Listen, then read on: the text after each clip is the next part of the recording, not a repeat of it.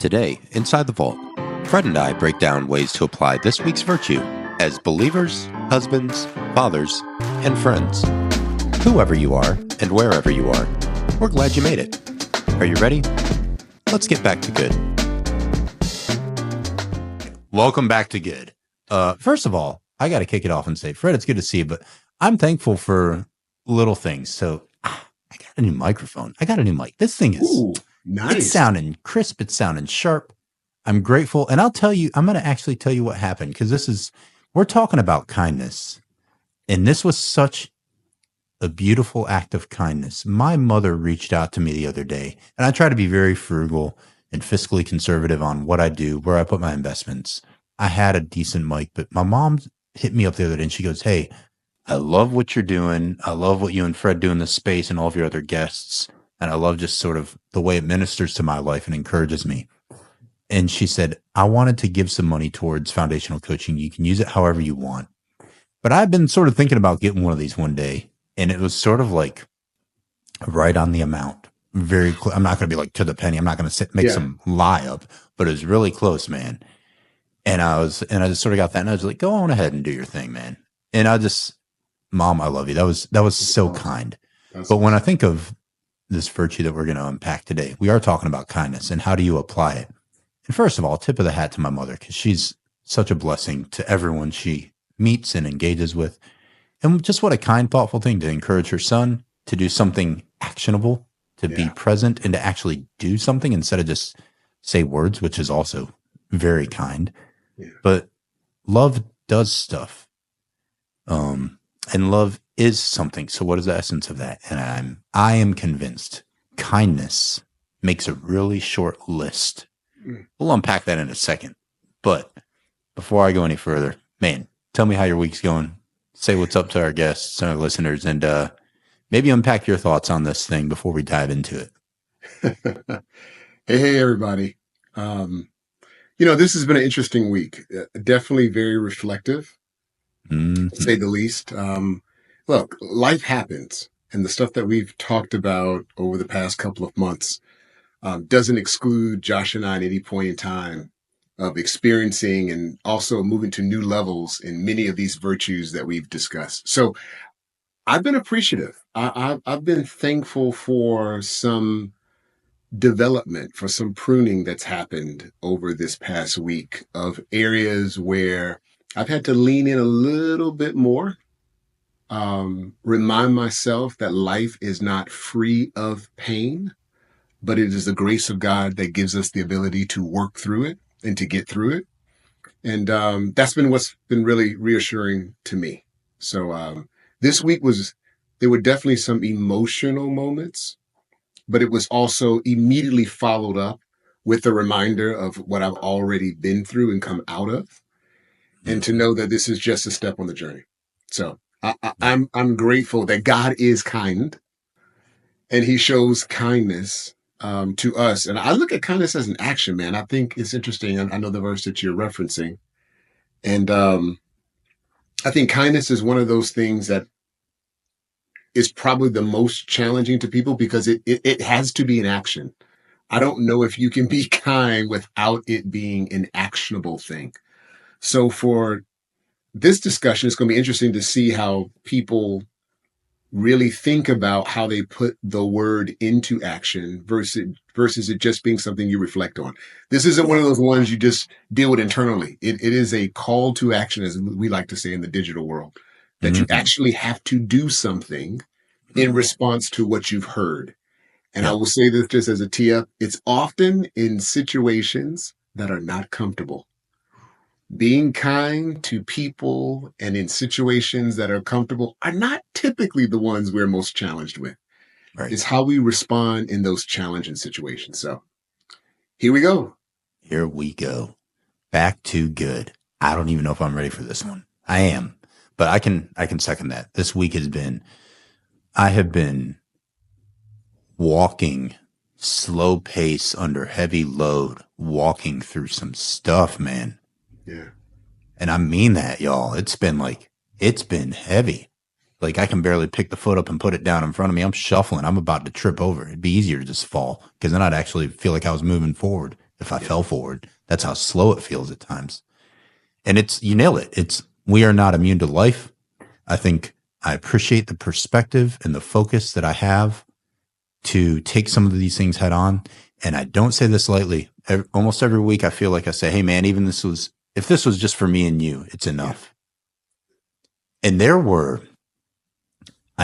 nobody but my wife knows the context of the details of some of the stuff I'm walking through as it should be, to the extent that we are dealing with together, because we're married and that's what we do.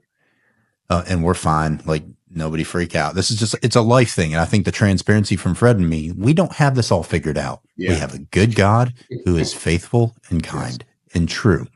And I know he cares for me because I feel it. And it ain't all about feelings, but man, sometimes I need to feel it.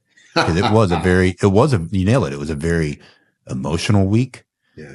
I reached out to Fred and very select few others when something started like hitting in on me real hard. And I said, I know this game. Mm-hmm.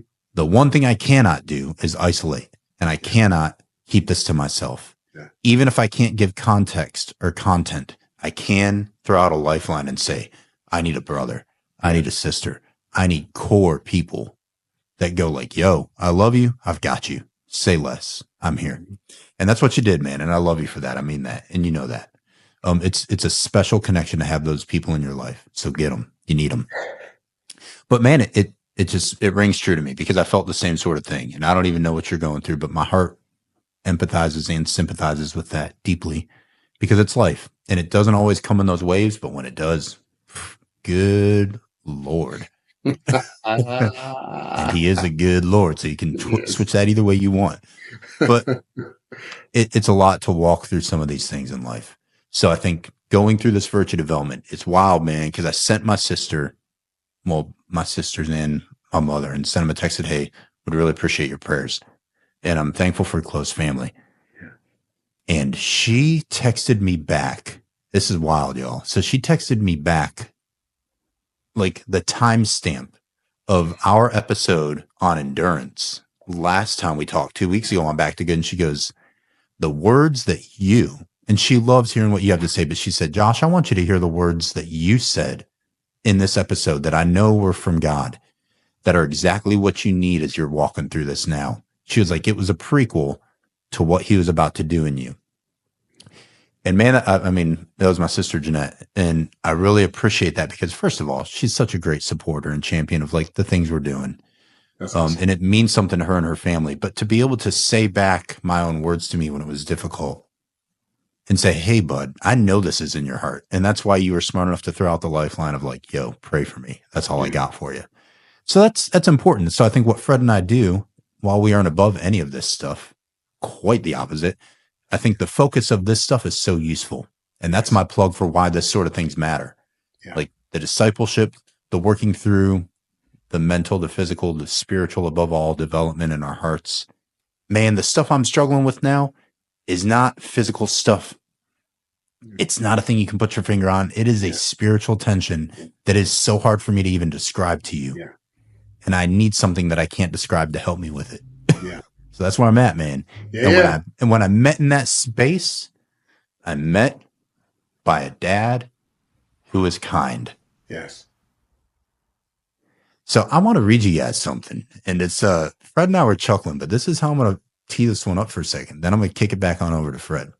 There's a very, very familiar, and I ain't lying when I say this. When I was getting ready to click record on this episode with Fred, probably 2 minutes before he dialed into this Riverside app, this thought went through my mind because I've been reflecting on it. I've been sort of just thinking and praying on this topic. And there's a really famous verse that's read at a lot of weddings. And even if you're not a Christian, I'm sure you've probably heard this. And it's called like the love chapter. So in 1 Corinthians 13, and the header in my Bible says the way of love. So I'm not going to read it from a screen. I'm going to read it from this thing. So from an actual book, because it's helpful. And I want you to listen to these verses I'm going to read. So it's from verse 4 through 7. And when I read them, I'm going to circle it back and try to unpack something for a second with Fred for y'all. So it says, love is patient and kind. There's that word we're thinking on today. Love does not envy or boast. It is not arrogant or rude. It does not insist on its own way. It is not irritable or resentful. It does not rejoice at wrongdoing, but rejoices with the truth. Love bears all things, believes all things, hopes all things, endures all things. Love never ends. And if you rewind that game tape to verse 4, there are only 2 words that the author of this, Paul, who's a fantastic apostle, maybe one of my faves because he wrote a lot of our Bible. And he says, love is patient and kind. And a lot of people, myself included, I've been in the church for a long time, and I'm sure other pastors have probably preached on this, and maybe I fell asleep and subconsciously heard it. But I really can't put my finger on a time I thought of it this way. That's where the definition list ends. It's its direct descriptors: patience and kindness. Full stop. Everything else is what love is not, or what love does. It's consistent actions. So I'm going to go back over to Fred, but he goes like, man, I really hope that today we can unpack what it looks like to actually press into kindness and the action to apply it. And actually, if love is patient and kind, you can just take love out of there and go like, what does kindness not do? Or what does kindness do? Because if it says love is not this and love does this, you can take either patience or kindness. And if you want to know ways to be more patient or ways to be more kind, which is the one we're looking at today, I could say, well, kindness doesn't envy. Kindness doesn't boast. So I can give you some things not to do. What is kindness going to do? It's going to rejoice with truth. Kindness is going to do what Fred did this week when he didn't even know what was up. He bears all things. He put that load on his shoulders too and goes, I'm with you, man. I'm carrying it. Let's go. I believe in you. I hope in you. I endure with you. That's a kind brother. So it's actually really easy to read this passage, whether you're a Christian or not, and go like, from a virtue development standpoint, what does kindness look like? And you sort of have it right in front of you. And when I read it that way, I've never read it that way before, personally. Even if I've heard it, it has never sunk in like it is in this moment of life through what I'm walking through right now, surrounded by the kind, loving people that are shouldering up next to me, man. And that makes it powerful when this word becomes real and applicable. So I wanted to start with that, and that might be a good launch point. So over to you to just ping pong around whatever's going on in your heart and mind on this virtue from whatever perspective you want. I would love to hear your thoughts. Yeah. It's interesting. I'm going to go back actually a little bit. You said something and it hit my spirit when you said it, because I don't know if I thought about it. And we can take this out and leave this in, but I want to tell you right now in this moment, It's amazing how God will connect people, and that your spirits will also be connected in a way. Because, man, I'm sitting here telling you, I don't know specifically what was feeling so heavy this week on me. But it wasn't until I got the call, the text, that it was like later I started to feel that. So it's something how God will connect you when you are being kind to one another, to your words, allow you to carry the weight with another person, not even knowing what the situation is. So, man, I'm just amazed and also appreciative for your call, for the text, that you felt enough confidence in me to be in this thing with you, man. So, look, it's the actions that we take when we talk about kindness. It's not just in what we say, right? But when things are complicated and difficult, it's what do you do? It's what do you do? I can think of a number of times that I've told my kids, be kind and loving. Sorry, I got something in my eye. I'm not crying, but I do have something in my eye. To be kind and loving. And you reading that scripture now makes me think I need to change how we've been saying that, because love is kindness. Yeah. Love is patience. So even in the sense of when I'm telling my kids, do something today that shows God's love, being kind and being patient is exactly what I should be referring to. And it's those two. I'm going to interrupt you and say, like, This is wild, man. Because you're reading my mind. Because you can look at what I posted with Aria as we framed it on Monday, and I told her, I said, "Hey, let's reflect on what I tell you girls every day before you go to school." And I always tell them, be kind, have fun, and speak and show God's love. Yeah. And this is challenging me because I'm actually like 100%. I'll say this in front of y'all now. I'm going to re-script the way I frame this as well, because reading this and being hit with this, I'm going to recharge them and say, today I want you to be patient and I want you to be kind. Yes. And I want you to have fun at school. And then at the end of the day, I will say, how did you show God's love? And I will connect those dots for them and say, if I tell you to be patient and kind, according to what I'm reading here, those are the two things that encapsulate what love is.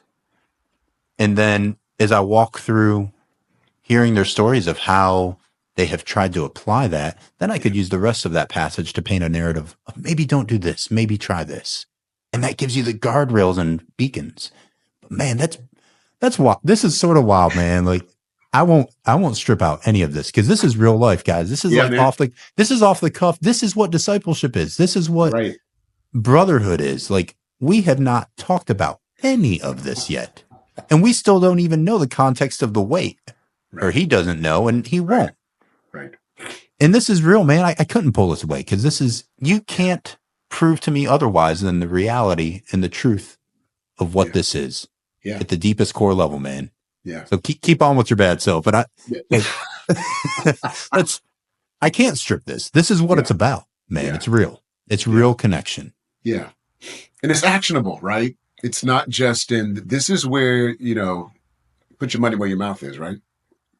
This is where all the quoting of scriptures and the acts of being religious and spiritual, showing kindness, especially, and we've talked about this too, in today's times where, first of all, I think there's probably some subjectivity in how people define kindness, because what used to be a common thing of what kindness was and is, isn't anymore. So to our points of, as we are raising our girls, it's not innate, right? It's just not. It has to be taught. And I hate to say it, we are seeing the evidence of that now in the culture that we live in a state where kindness is almost at some point non-existent. And I'll say this too, which has really just hit me. It's really strange that when you do show kindness to some people, they can't even receive it because they haven't even experienced it before in their life. Like you try to do something kind. Again, it's not even the big things all the time. Sometimes it's the small stuff. Yeah. One thing I tell my team and people that I'm around, something as simple as saying good morning. Man. Like, I hate to say it, I just remember, being taught by my parents, when you enter a room, you speak. Like, to enter a room and not to speak is disrespectful. 100%. And something as simple as being kind and acknowledging another human being in the room, you would think that was a simple thing, but it's not anymore. No. So that is, that's on a very simple, practical level. We start there every day. My girls cannot ask me a single question until they say good morning. You have to start there. We're starting with good morning. Yep. And my hope is something as simple as that carries out throughout their day, of when they are seeing a friend, when they're seeing their teachers, when they're seeing whatever coach or whatever they're dealing with that day, that you start with a salutation, something that is so easy and free. Can we just start with good morning or hello, right? Right. Something it's so simple. True though, man. Yeah. And the second thing that follows that, go ahead. No, I was just gonna say, I love that, not to derail where you're going, but it's just, it's the acknowledgement of someone else's presence. Yes. And it lets you know I'm present. That simple act says, I see you. Yes. I see you. Yes.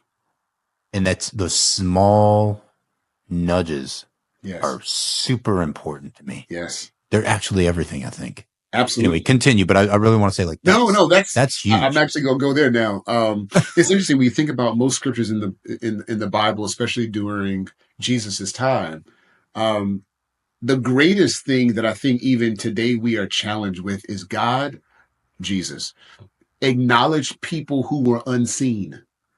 When you think Man. about the sick, the lame, certain Right. classes of people, Yep. what made his work so, in my opinion, remarkable Yep. was that he extended beyond those people who were already a part of the family. Mm-hmm. His work was extending that kindness to other people. And it was the Yep. acknowledgement. I mean, many times, right? I think, again, depends on the translation. Him just speaking to the person, their first reaction was like, why are you speaking to me? Or why are you even doing this for me? They couldn't even receive that because kindness to them specifically had probably never been shown or had been a long time since it had been shown. Right. And again, back to your point of what love is, who we believe that's what God is, Mm-hmm. it was constantly in a state of patience, and God knows that we need that. But it was Oh, also boy. showing kindness. Right. So again, just in practical ways, and I want to tell you the other thing I was about to say, even with a smile, I have learned that in looking at people, if I just smile, I don't have to even speak sometimes. That is a kind gesture that could redirect someone's day. That's simple. End It's of the story right smallest there, things. man. It's so true. Smallest things. It is so true. And I love that notion of just raising your girls to, hey, a simple greeting in the morning. Even when you don't feel like it, you do it because, again, love is patient and is kind, and it's not boastful or puffed up about itself. It's Yeah. not always for you and what you're feeling. Yeah. It's to let the other people know that even if I don't feel like it, I'm here with you. Yes. Yes. And things are caught before they're taught. Again, like, I'm not even going to flip on the whole like developmental psychology hat, but it's everywhere in life. Yeah. You model the things and you encourage the things that are going to matter deep inside of their hearts and in your own when you don't feel it. And here's where it matters, man. Like you said, showing up for people. Y'all, we even got into what we're going to be talking about today. Like, we're going to go through the head, hands, heart, maybe, but like, I'm sitting here looking at the clock going like, we're 22 minutes into this episode. And the first time Fred and I ever talked, was in an episode a long time back, and it was on teamwork. It was the one that rounded out the foundational coaching core guiding principles: humility, identity, resilience, teamwork. Fred did the 4th episode I ever recorded last year on teamwork. And it was about 20 minutes because people used to be like, yo, let's do some short form, keep it around 20 minutes. It's easy to go. And then people are like, yo, you need to just unleash, stop. I'm glad we listened to those of y'all that said, knock it off and go long form, because we would have already been done and we haven't even gotten started. So you ain't stopping this train today. Sorry. Dial off if you're over it. We ain't done. But when you look at that with your kids, with my kids, I see that so much. It's useful for them, but it's useful for me. And I'm not even talking about kindness in relation to how do I show it to others, because I want to tie this together really quick, and then I'm going to read something and we're going to start diving in a little deeper. But man, maybe y'all need to get your little rubber duckies or arm floaties, because we're going into some waters on this one. And if you want to stay afloat, it's going to be tough because we're diving in. When it gives us this challenge and it gives us these commandments in the Bible, and it says to love your neighbor as you love yourself. And that comes after love the Lord your God with all your heart, soul, and mind. So if it tells you to love your neighbor as you love yourself, and I think a lot of people would agree, okay, I need to love myself well, and there's a lot on self-love, and I need to love myself well so then I understand how to pour out and love others. Absolutely. I'm all on board with that, and I agree. You have to show yourself love well. So what does that look like? How could I define and describe that? Well, are you patient and are you kind to yourself? Yeah. And I was hit with that this week, man. I said, I need to show myself kindness. And the thing you just said about the life of Christ, even if you don't believe that he was the Son of God, if you're listening, you can read historical accounts and you can see that he was a very dynamic individual on the pages of history. He split history's timeline with his presence. That's I mean, come powerful. on, there's a BC and an AD and whatever you You're want to right. think. There was that. So people can make it whatever acronyms they want to today, but this man's physical existence split time. It split time, no doubt, 100%. So regardless of what you choose to think about the man, that's a dude to pay attention to. Yeah. And what did he do? He showed kindness to the least of these, Yeah. to the least weakest people in society's eyes. And if you really want to look at what that looks like, he did not allow them to be isolated from society or from themselves. And that hit me this week when I was feeling the weight of some heavy stuff. And he goes, hey man, you know you got me inside your heart, but also you've got to press into other people, because the one thing you can't do right now when you're feeling the weight is to isolate yourself from society and from those who love you. So don't do it. Yes. And I ain't gonna lie, I was like, do I record my episodes this week? 100%. And I'm gonna tell you that the episode that I recorded with my daughter, the episode that I recorded and just released with my mentor coach, Bobby Sue on kindness, which she is such a dear friend, and what we're doing right now have ministered to me at the core of me more than any episodes I have recorded so far. So I'm so glad I didn't just isolate and shut down. And that sounds so small, but it is a choice. And you have to build this mindset and this heart that actually believes that it's good for you, even when you don't feel like it will be. Yeah. That's powerful to me, man, because it's not just a headspace or an intellectual thing. It has to seep into the cores and the cracks and the crevices of your heart. And it's got to take a grip of your spirit and go like, hey, this is for real. And if you really believe it, you've got to do something about it when it's hard, when you want to isolate, or when others are being kicked to the side. How are you showing them kindness? Yeah. And what Fred said, I want to read this and then we're going to jump in a little bit more. When he said, hey man, I felt that weight with you afterwards, and I won't pull that out. And here's why. I'm going to read you something that I told my daughter. And this is like coming full circle for me right now. Because if you wanted to go back and listen to Aria's story about how she went to her counselor on the day that her principal's husband was having the funeral. So her counselor's watching their class. And Aria went up to her counselor, her teacher, and said, hey, Miss Ingrid, do you believe in God? And she said, oh, I do. Why did you say that? She said, well, you are so kind. And I could, and my 8-year-old is saying that. She said, I could just feel it in my spirit that I think you have God's spirit in your heart too. And I told my daughter this verse, and I want to read it to you because I think it's really powerful, because like, not prompted at all. Fred just told you the same thing. He felt something in his spirit, and he felt the weight of me, his brother. And man, I love you for that, because it's real. And this verse goes, it's in Romans 8, verse 16. It says, the Spirit himself bears witness with our spirit that we are children of God. And if children, then heirs. Heirs of God and fellow heirs with Christ, provided we suffer with him in order that we may also be glorified with him. So when you go like, man, the stories and the narratives of when people actually sensed the spiritual connection was in some deep stuff, because this counselor was watching kids while the rest of her colleagues were at the funeral for their principal's husband. And it was heavy and it was weighty. And my little girl, which I'm so blessed by, who has accepted Christ, said, I felt that you have God's spirit in you. And the ministry my 8-year-old did to that sweet woman in a tough day is something that nobody else could have done, because God chose her in that moment. And what Fred just told you, and the way he's been there for me as a brother, other people might be connected, but like that was a me and Fred connection moment. And God said, you know what? This is a suffering thing. And you just talked about endurance together. And now you get to live it out together. And his spirit bore witness that he's in both of us. And we're here together through this. Yeah.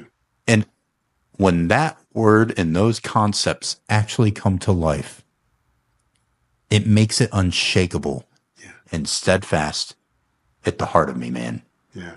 Because that is incredibly special to see these things in action.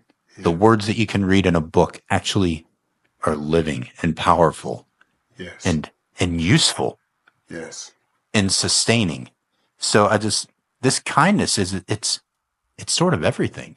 Yeah. So we were laughing, like, you go like, what is love? And you might think Night at the Roxbury, and you might get your head bump going on, and you're like, you're jamming, and it's like, it's a catchy tune, but you go like, what is love? That's a good question. I can tell you what love is.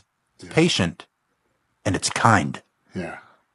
And from that positioning, Yeah. kindness takes on a whole new meaning, because it is the very essence of everything that is love. Yeah. So that's man, I almost feel like you just like wrap that gavel up and go on home on that one. But I do have a question. Just I'm curious your thoughts. Like, what are some simple ways that you've either experienced or that you felt are useful to show in an action-based mindset to show kindness? Like, what are some tangible, practical ways that you see this unraveled for you every day? Empathy. That's easy.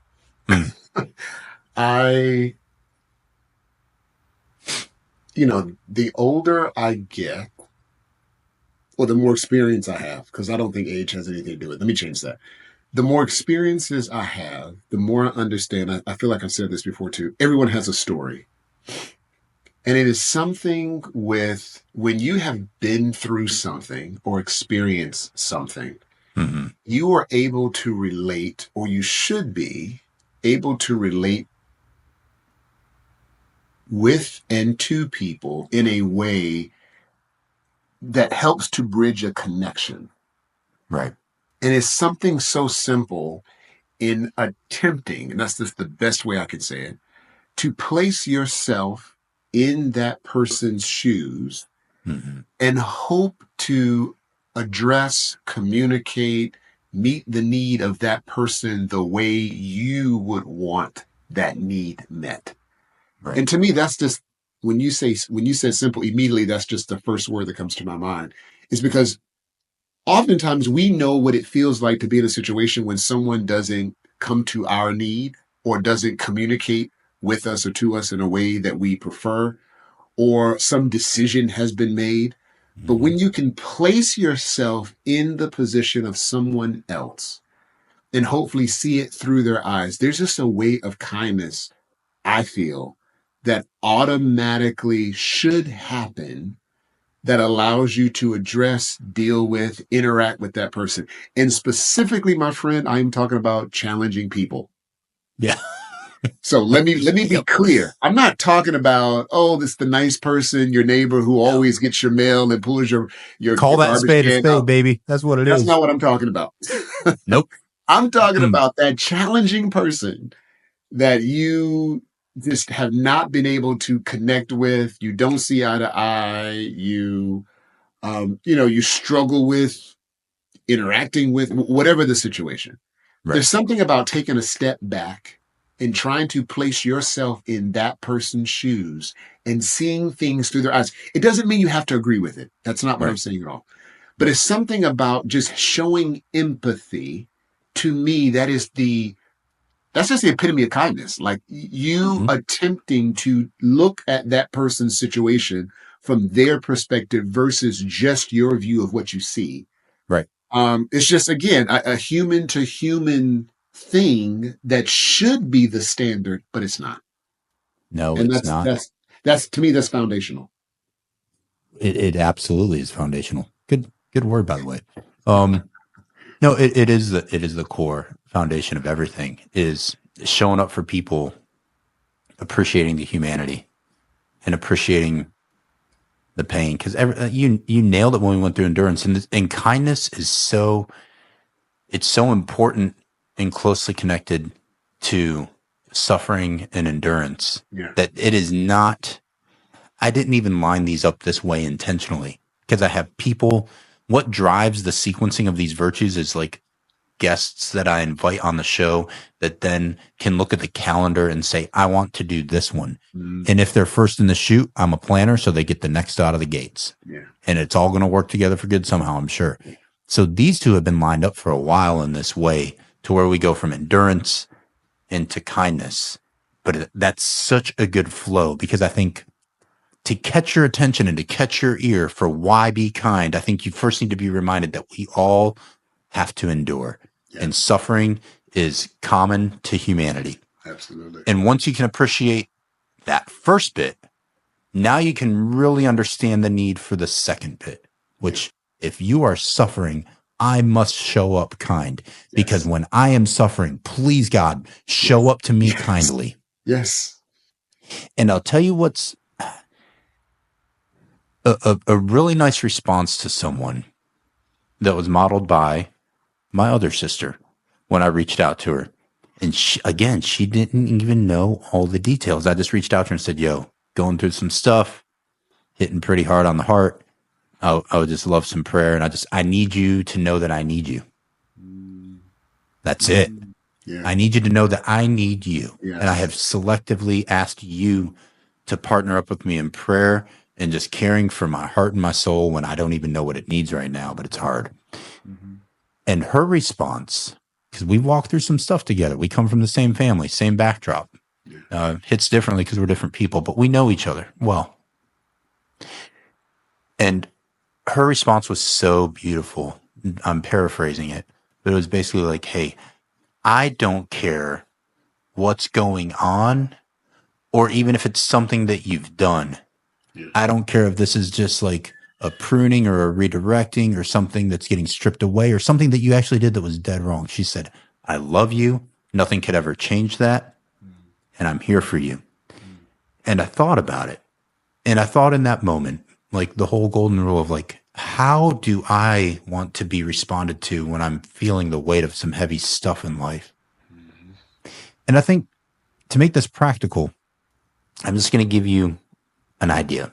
Chew the meat, spit the bones. But I think it's actually pretty good meat, so there's nothing really to spit out on this one if I'm going to be honest.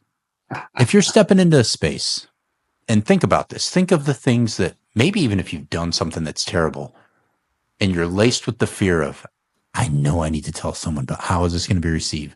Imagine if someone stepped into the gap and cut you off at the pass with this response. If you said, hey, I can tell you're struggling. You don't have to tell me a thing if you don't want to, or you're more than welcome to. What I need you to know is I'm here. I love you. I'm not going anywhere. And even if you did something wrong against me that I don't even know about, I already forgive you. And you can tell me whatever you want. It's forgiven already. I don't care because you matter too much. Imagine being someone trying to present uncomfortable news to a person that maybe you've wronged, if that's the case. Like, make it the worst case scenario. And what if that same person that you cared about deeply met you in that space with that response? And if that feels like, man, that would be nice, I can't even imagine that, then be that person. Yes. Yes. Be that person that goes, yo, man, I don't even care if it's aimed at me. If you had a target on my back, I'm here with you because I know we all need it. And I already forgive you. You ain't even got to tell me what you did. I just forgive you if it wasn't me. And if it wasn't, thank goodness. Yes. Right? Like, imagine the freedom and just ripping off of the shackles that does to someone's heart when they feel like, oh, man, whew, thank goodness. Like, so I just think that's the power of kindness. Yes. And that's the power of really trying to put yourself in their position and go like, man, what are you even dealing with right now? I don't even know if I could grasp that, but I don't even care. And if it's at me, that's forgiven, done. Yeah. Let's just go on. Let's move forward. And that sounds radical, but I think love is radical. Absolutely. Real love and real kindness is just radical. About to say that. Yeah. So I don't know, man. Like, what are your thoughts on this piece? No, I mean, look. Anytime you are having to place yourself in the position of someone else, I was about to say it will cost you nothing. Yet it does, because it takes thought, it takes intention. I think we talked about that word too, right? Yep. Being very intentional about looking at situations, engaging with people, dealing with very challenging tasks. Mm-hmm. Anything that you're doing that causes your initial reaction to be probably not the reaction you should have, kindness comes into play. Let me just say that, right? If it's been managing a team, if it is with your spouse, if it is parenting your children, if it is tough conversations with siblings, if it is tough conversations with friends, kindness always should be at the front door. Now, what happens after that, hopefully, the hope is the person reciprocates that. But sometimes that doesn't happen. And it has to be, I think we have to get to a point that kindness is not something that we're looking for reciprocity in. I think we have to think of it as this is what I give because of who I am. I don't know what I was reading, but it talks about really kindness should become, and probably patience too, should be who we are and not just what we do. Like it should, and I love, you're during the situation, it should radiate in a way that people know there's something different about you. Right. How are you so kind? Right. Like what makes you so different? And it's because of the love, right? Who is God? Right. So it's those actions that we're doing consistently. And again, I got to say it, right? With a genuine heart. Like there's, we have kids and we see them, we say, tell you, something that you love them, right? And I love you, right? You're like, okay, no, I didn't feel that. Let's try it again, right? But there's a way that it gets to a point that it is done from a space that is genuine. Again, it is from your being of who you are and not something that you're trying to manifest. I guess that's, I can't think of a better word right now, but trying to conjure up to make it feel like it's genuine. It should come from a genuine place, again, because you understand, first of all, the grace, the patience, the love that's given to you. So if you have to start any place, start there, because realizing you need that. So extending that to someone else, it should start from that place in a way that it does come across as genuine, so that when people receive it, they feel something different. What a compliment that our lives are lived in a way that when we enter rooms, when we're around people, that people sense or feel, whatever we want to call it. We always try to be very balanced in kind of what we say, but they feel something different about our presence. And it is seen, therefore, here's one, through the fruit of the Spirit, which is kindness. Yeah. I mean, goodness gracious. I have a question for you. So the episode that I had with Bobby Sue, and we asked each other this question. So, no. Come on now, have some trust. No, I'm curious your response, because actually, the way this shakes out, because it just dropped today, and I know that I would bet money you haven't had a chance, based on the time it is where you're at. You haven't had a chance to see it yet, so this is good because you won't know my response, and I'm not gonna lead with my response. I will share it again just so you hear it, and maybe if this reaches people that the other episode doesn't, they can hear this as well, because it's important. But here's the question for you. I will allow you not just one. I will allow you up to two. I will allow you two responses if you want. So what is either, first and foremost, the single greatest act of kindness that you have received? And if you want to list two, like a 1-2 punch, that's cool. But what is the greatest act of kindness in your life that you've received into your heart? Oh, geez, man. I know it's off the cuff. That's why it's a good question. That's a tough one. Could you I love pregnant pauses, so this is good. So the first thing that comes to mind, I will tell you, the greatest acts of kindness, and it almost makes me slightly emotional, is when random people come up to me and say exactly what I was just talking about. There's something about you. Yeah. You're just different. It's that to me is the ultimate compliment, man. Like, I don't know of anything else that someone could say, give. But when you're attempting to do the work and you are doing the best you know how, right? As much as I'm not a words of affirmation person, I will tell you, from a stranger, And I know it probably sounds bad because my wife tells me all the time. So let me just go ahead and put that out there.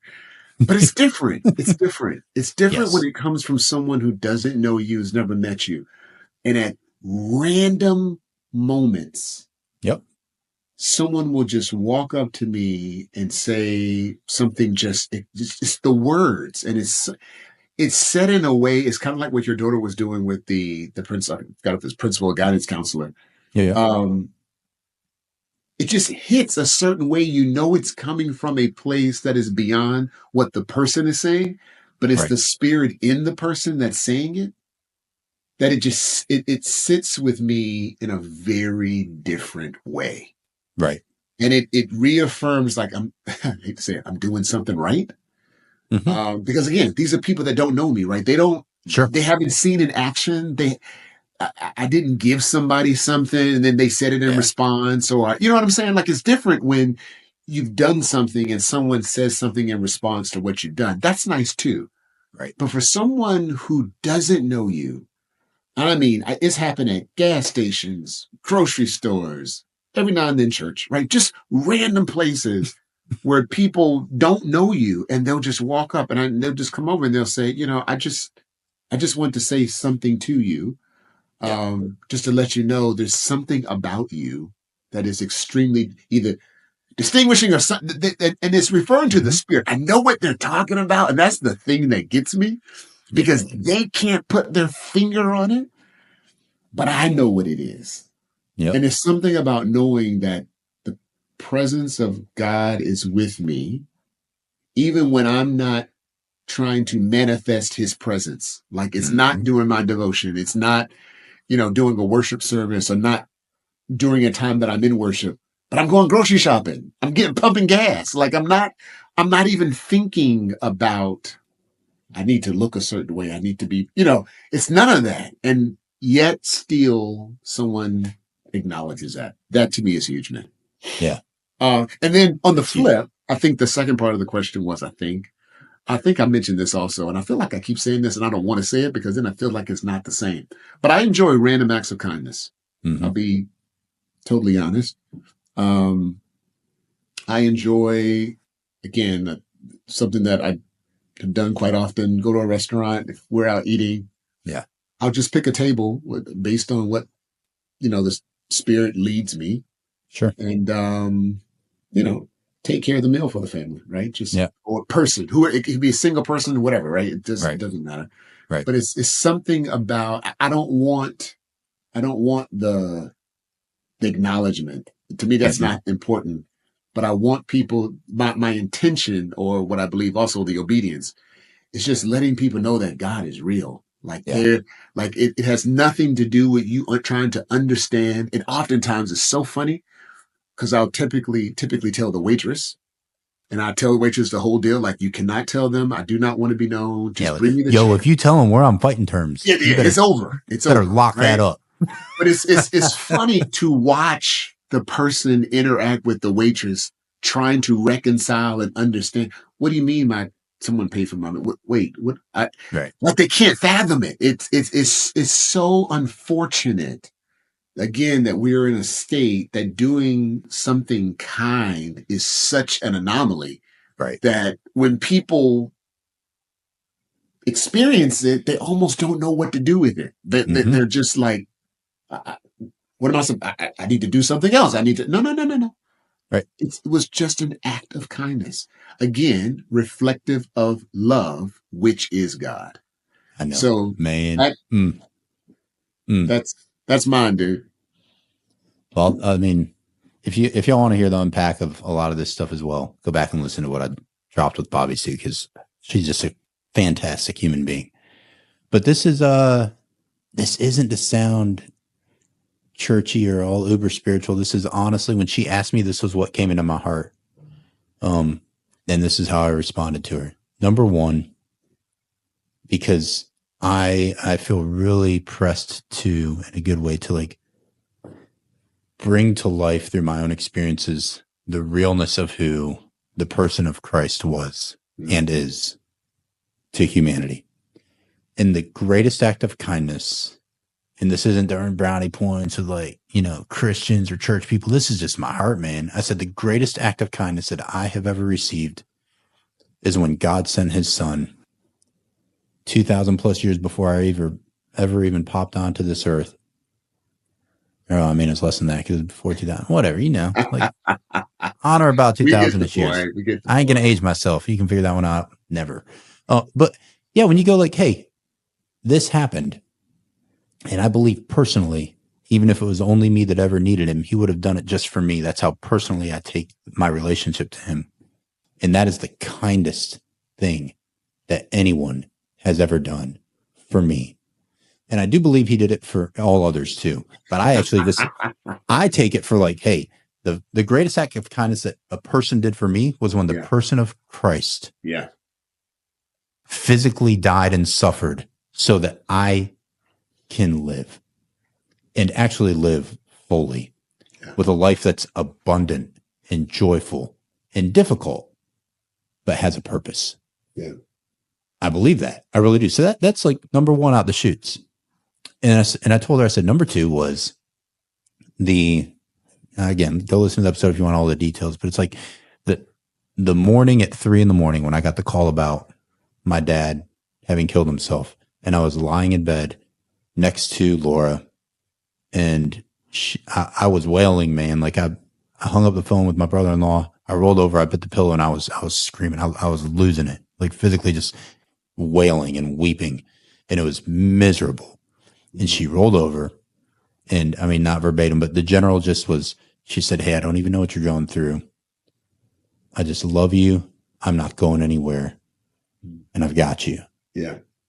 And she didn't have to do anything. It was just her presence, just being present in my lowest and knowing that like, oh, she isn't going anywhere. This doesn't scare her off. There's nothing that could happen that could scare her off. And that's why she's now my bride, because man, that's thicker than thieves, man. Yeah. That is a cord that cannot be broken. We need a ride or die. Even though it gets tested. Yeah. Because it's a good thing. Right? Like, I mean, the attacks come, but those are, and there's a lot of other stories like that. But I mean, both of those are like when I was at my lowest, someone stepped in for me. And if those rose to the top above everything else as the kindest things in my life, it's like when I didn't feel like I maybe deserved it, or when I felt like I didn't know what was happening in life and I was lost and confused, and someone just split through the time and said, "I'm with you. I got you. Doesn't matter what it is. I got you." Yeah. That is kind. That is love. Like pure, unadulterated, just pristine love. And I just think that's what it means to me. So I think as we step into this, we'll tie up a couple things for just framing the head, hands, and hearts, because I like doing that. But aside from the love chapter that says love is patient and kind, here's another one for you. In Proverbs 3:3, as we think of this mindset, it says, "Do not let kindness and truth leave you. Bind them around your neck. Write them on the tablet of your heart." And I read that from a different translation than I normally do. I read it out of the NASB because it says, "Do not let kindness." But if you read it in some other ones, it replaces kindness and love interchangeably. It says, "Don't let steadfast love leave you." So what is kindness? In like the ESV or maybe the NIV, it might say something like a steadfast or an unwavering love. Mm-hmm. So like it can't be shaken away. Yeah. And don't let it leave you. Like actually take time to just like let it hang over you and like just wear that like a cloth over you. So it's like kindness, just like you said, you can't even put your finger on it if you don't know the person. You're just like, man, there's something at the heart of you that's unwavering and just kind. So I think it's about how we think, about how we speak. Yeah. And it's also about how we think and speak to ourselves. Absolutely. And it starts there. It starts there. And I think as a follow-up for this mindset to like, what is the kindest thing that someone else has done for you? I just want to ask you an honest, off-the-cuff question for you, man. Like me and your brother, like this past week, let's not even rewind it too far. This past week, what's the kindest thing you've done for yourself? To yourself?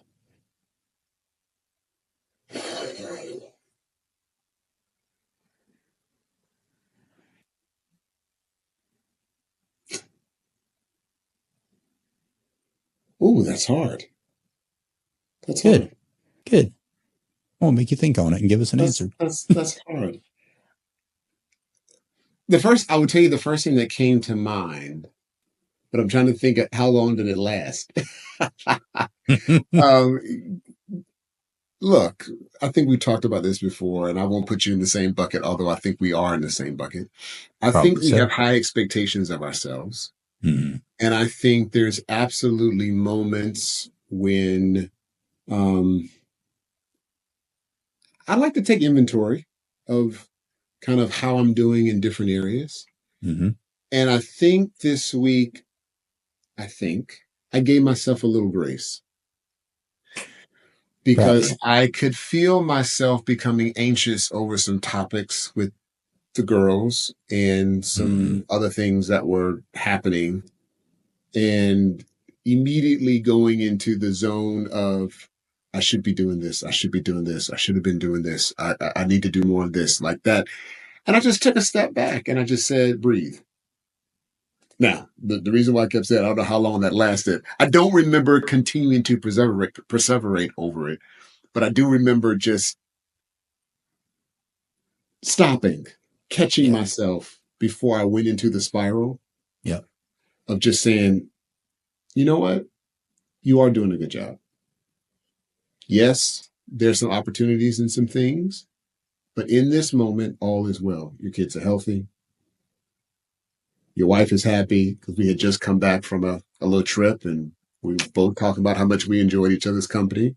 Good man. Uh, you know, work is progressive. Sure. So just taking that moment, although again, it could have been a fleeting moment, but just at least I had enough clarity to stop and say, stop. Don't even take yourself down this rabbit hole Yeah. of critiquing everything that you do. Hmm. Um, but give yourself some grace. A Yeah. lot's been going on. A lot has happened. You have done X. You're doing this. And it just kind of, as my wife Donnie tells me, my shoulders fell just a little bit. Mm. Just a little bit. Enough that it wasn't here, You wasn't holding just, them shrugs. You yeah, weren't yeah. trying to flex those. Look, I ain't flexing them traps on you right look, now. Trying to get all swole. Not today. Let it chill. just relax. That's Relax, right, dude. man. Yeah, I man. How love it. about you, dude? That is a well. I've had thankfully. I knew the question I was going to ask you, and I thought, but I asked you because I thought about it myself. As I thought on this, I was like, what is something that I've done kind for myself? And let me just try to be concise and precise. I won't unpack this completely, but I'll just say it the way my mind and my heart feel it. I was reminded, and then I took this reminder and I applied it to myself. I think equally I was gracious, but I'll tell you specifically how I was gracious to my own self in the fact that what I am going through, not that it's like, oh, it's not everybody's business. I showed grace that it doesn't need to be exposed. Yeah. And it's not that it's anything like wrong or evil to expose. I'm Mm-mm. just saying like and I want to say this and I want to make a connection to an example, a spiritual example. So hear me or don't, but this is just how it sat on me. You don't have to show, and I actually think you shouldn't show your wounds to other people for them to believe what you're going through. That's Absolutely. actually not helpful. You maybe, if you believe it's okay, after you've walked through your hell on earth, might be able to show people your scars. Yeah. But when you have a sucking chest wound, man, you seal that thing up. When you've got a gunshot wound or an arterial bleed, you put on a tourniquet, you try to patch that up, you stop the bleeding, start the breathing, prepare the wound, treat for shock, right? You do these things that are like trauma Yeah. responses. Yeah. So if you're going through it, you don't need people to come by and go like, yo, touch my wound, check this out. This is how you know I'm real. That's not good for you or them. That's traumatic. Yeah. Cover it up. And I'm not saying sweep things under the rug. What I'm Yeah. Yeah. saying Yeah. is I felt grace for myself with my decision to try and treat the wound the way that I know I should, and walk through things with people I know love me and try to like heal this wound, whatever that suffering is. And I was reminded of Christ, and I go like, oh, we read the scripture where it goes like when he's in the upper room and he's like, tell Thomas to touch these. He tells Thomas to touch like the scars. He didn't call Thomas and say, if you really want to believe me as I'm dying, put your hand in my pierced side. He didn't say these things on the cross. He went through that suffering, and there were things that he did without, like, while it was still visible. Yes, that's just the way it sat with me, and that might be weird to other people, but I was just like, man, God didn't call Thomas up when he's on the cross and be like, yo, you ain't gonna believe me, so stick your hand in here and check it out. He circled back to him after he had gone through and defeated death, and then he said, hey, you want to know how I'm real? Check out this scar that shows that I came out the other side okay.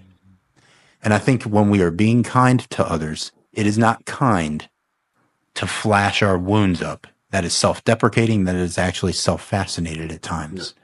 So I was challenged, man, them people ain't got to see your wound. Ask them to pray for you. Yeah. Cover it up. Yeah. Cover up that sucking chest wound. Yeah. Maybe one day that scar can be healing for them too. Maybe. But that ain't your time right now. And don't even think about that. Right. You're about to bleed out. Cover that thing up. And that's just the way. So I don't know how that sits for other people, but that's how I showed my self-kindness. Is that everything ain't for everybody. Right. And even the closest people to you, sometimes there is a you and a God thing. Absolutely. And the only me and God thing that involves anyone else is my wife, because that's the way I believe. So I'm okay to bring her into everything, because I think that's actually healthy. Yeah. But it's okay to stop it there. Yeah. And I felt a lot of just peace and a lot of graciousness for myself in that decision, man. And that's I don't know how to put my finger on that, but that's the best way I can describe it. No, it makes sense. The best way I can describe it, man. It makes sense. And I think you know what I'm saying. Absolutely. So as we practice this out, I want to read this. I'm for the heads, hands, and hearts. I want to read each of you like just a passage that I think resonated to me, and a little bit different for all of them, right? So for the hands, as we're applying it, this one really struck to me. It's in Colossians 3, verse 12, and it says, "Clothe yourselves with compassion, kindness, humility, gentleness, and patience." And that's a very active thing. So like when you wake up, don't be running around naked around this world. Throw some clothes on. And if you're going to throw clothes on, here's what they can look like. Yep. And I really like that verse. And I like the words that are surrounding compassion, kindness, humility, gentleness, patience. That has a presence about it that just sits a little differently than what you're used to in this world today. So I think that's something we put on each morning, much like Fred talks about your daily bread. There's your daily clothes. There you go. And I like that. You need to eat. You need to put your clothes on. You can't be butt naked. My 3-year-old thinks different, but it ain't cool. And there's a time really soon that it's going to get weird if she does it more. Right. So let's be real. Put your clothes on, girl. So there you go. Put your clothes on, girl. Boy, put them on. I love it. So but yeah, I think that's important to clothe yourselves in that, spiritually, to clothe yourself in something that has a very significant choice of words there, I think. Yeah. So I don't know, just I'll ping that to you before we step on to the other ones. Surrounded with those words, how do those sit with you? Oh, I mean, when I hear that phrase, it makes me think of completely being covered, so that anything that's going away from you, it should always have to go through that cover. So if kindness is, if you're clothed in kindness, out of your mouth, your ears, your eyesight, everything should have to pierce through kindness before it hits someone else. That's visually what I see. It's a healthy filter. So, yeah, man, that's good. Man, that's good. Yeah, and then I think I'm gonna end it where we started it. In the heart of it, love is patient. Love is kind. It's a 1-2 punch. Yeah. And it's a powerful punch. It's everything. And it hits to the core of who we are. It hits to the core of humanity.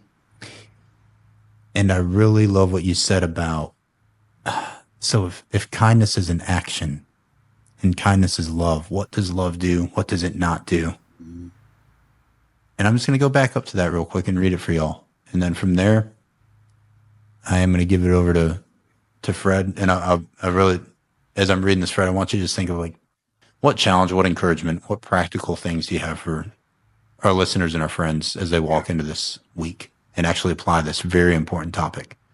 But if you're kind, I want you to listen to these things that probably you need to prune away from your life and things that you need to bolt onto your life. And if they're already there, fantastic. But I'm going to replace it with kindness. Kindness does not envy or boast. Kindness is not arrogant or rude. Kindness does not insist on its own way. Kindness is not irritable or resentful. Kindness does not rejoice at wrongdoing. Kindness rejoices with the truth. Kindness bears all things. Kindness believes all things. Kindness hopes all things. Kindness endures all things. Kindness never ends. Over to you, my man. What you got? When I think about practicality, for me, it's how you approach kindness. And I think the first thing that you have to do is to pause. I think many times our natural reaction, and again, it's very easy to show kindness to people who are kind to us.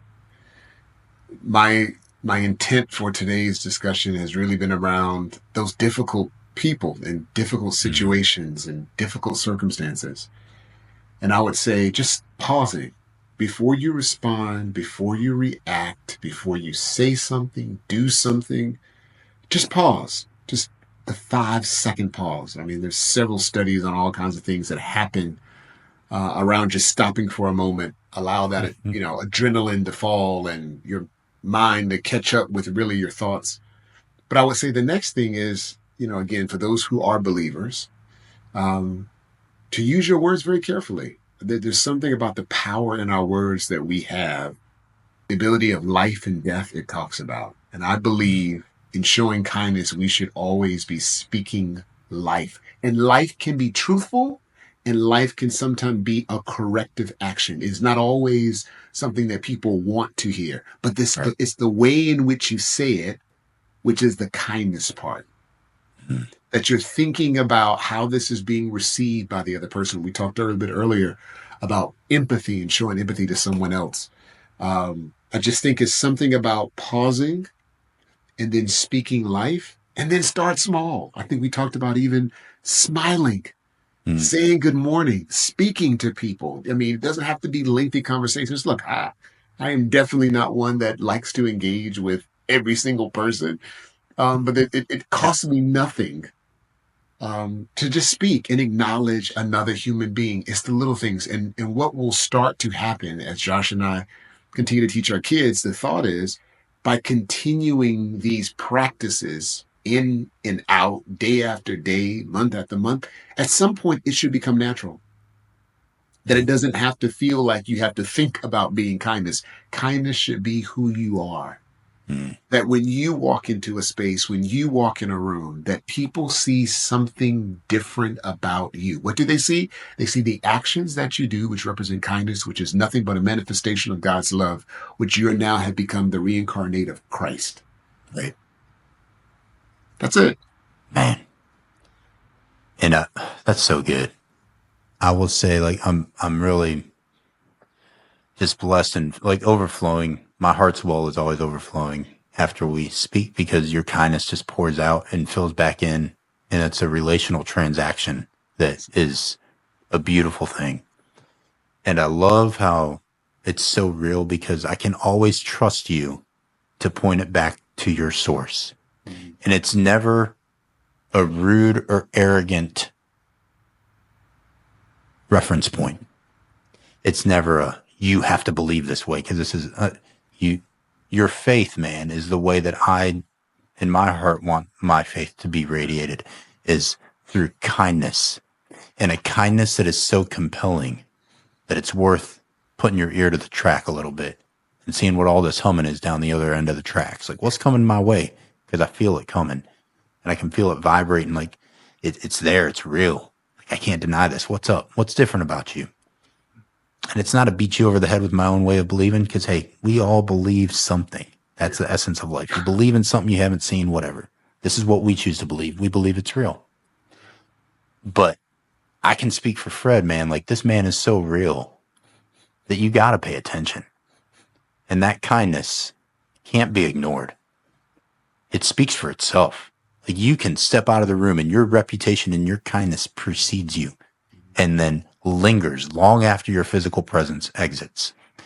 That's the power of, I believe, pointing the source of your kindness and the source of the goodness that might exist in you to the actual source of where it comes from, which we choose to believe is God and his spirit that resonates just like it did at the end of, or the beginning of this episode. I won't chop that out, because that, you speaking that, I think set the framework and the foundation for this entire discussion today, man, because it is the heart of who our brotherhood rests in.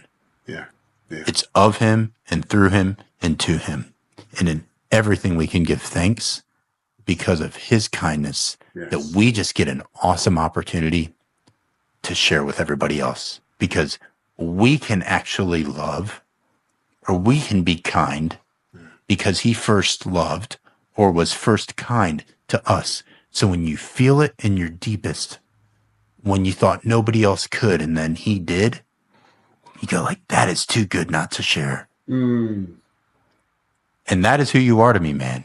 And that is who your family is to me. Donnie and the girls, like, to our family, that is a bond that is, I am joyed that I even get the opportunity to have first world problems, to have a platform where everybody has a voice.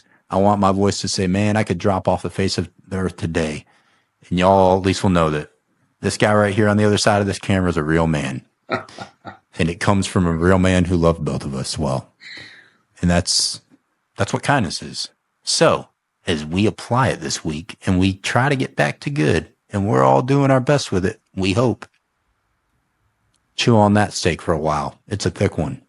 You're going to have to break that one up a little bit. But this is raw and hot off the press for us this week. Not rehearsed. Always real. Always full of love.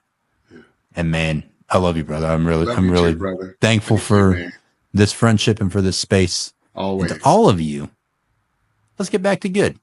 Have a good week. Absolutely. Be kind. Be kind. Thanks for tuning into this episode of Back to Good.